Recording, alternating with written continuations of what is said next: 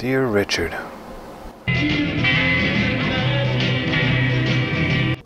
Yes, when you actually stop and think about what's going on in the real world, and perhaps the most magical thing of all is that we have evolved to the point where we can appreciate it and understand it, and that is magic.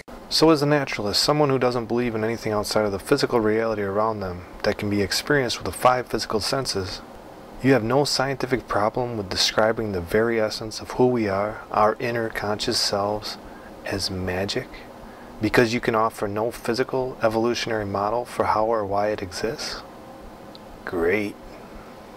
I'm sure that there is a certain definable doctrine for why this sort of magic is superior to others. That is magic, but in a really good sense, not in the sense of magic spells or Jesus walking on water and that kind of thing. Consciousness is the biggest puzzle facing biology, facing neurobiology, facing evolutionary biology. It is a very, very big problem. The world's most famous atheist, Richard Dawkins.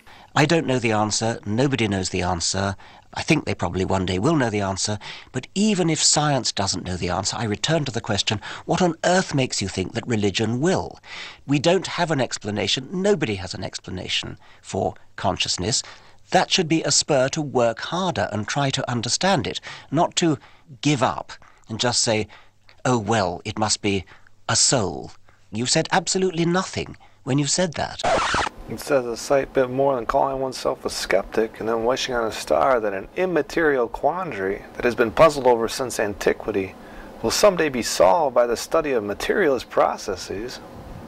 Now, the really interesting thing about listening to atheists on consciousness is they're actually all over the map. Sam Harris, who is a neuroscientist, he has a PhD in neuroscience, he has a very different view. It's entirely possible that there could be life after death. He is not willing to rule that out. There are good reasons to be skeptical of the naive conception of a soul. And so the idea that the brain can die and a soul that still speaks English and recognizes Granny is going to float away into the afterlife, that seems to be profoundly implausible. And yet, we do not know what the relationship between subjectivity and objectivity ultimately is. And, for instance, we could be living in a universe where consciousness goes all the way down to the bedrock, so that there is some interior subjective dimension to an electron, say. That's interesting, though, because most evolutionary biologists, particularly thinking the secular ones, would say, of course, consciousness cannot survive the brain. It will not survive death. You are not willing to make that claim. Yeah, I just don't know. If we were living in a universe where consciousness survived death in some sense, or just transcended the brain so that single neurons were conscious, we would not expect to see it by our present techniques of neuroimaging or cellular neuroscience, and we would never expect to see it.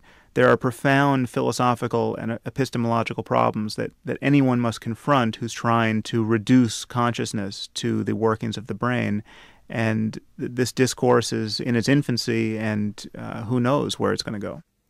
So when I listen to all of these different theories, I actually find it kind of exhilarating.